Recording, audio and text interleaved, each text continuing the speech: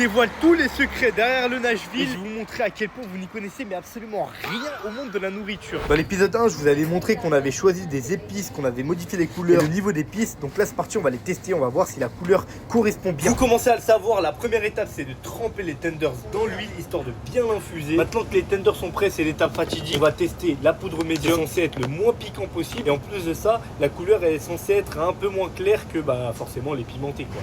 Voilà, c'est bon, on les retourne. Bon là, j'espère que la couleur qui va sortir, ce soit bien orangé, tu vois. Parce que quand même, on doit voir que c'est du Nashville. Voilà.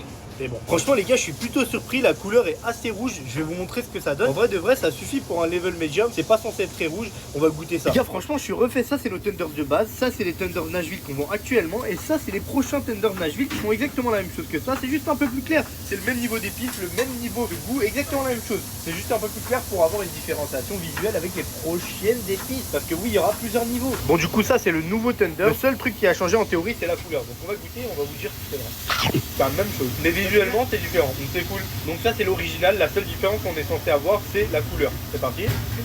Non, franchement les gars, il n'y a aucune différence. Je crois que c'est parfait. L'objectif est réussi. On a réussi à changer la couleur en gardant le même goût. On passe à la version hot. On a nos deux tenders qui sont bien plus foncés que la version originale qu'on vous vend. Et ça, c'est nos tenders évidemment nature. Donc là, on va les tester. On va voir si c'est plus piquant que celui de base. Par contre, la couleur, en vrai de vrai, c'est kiff kiff. C'est un peu plus foncé, mais ça reste cohérent. Et vous allez voir, la version hot, elle est beaucoup plus foncée et beaucoup plus piquante. Bon, c'est parti, on va goûter la version hot. Ça a l'air super bon et c'est bien plus piquant normalement. C'est un poil plus piquant, mais je pense que je vais demander à l'usine de modifier celui-là pour avoir encore un truc un peu plus piquant parce que c'est hot quand même. Et là, on a la dernière version, la extra hot. Vous voyez vraiment la différence. C'est carrément noir le truc. Pour le coup, là, c'est vraiment beaucoup plus pimenté.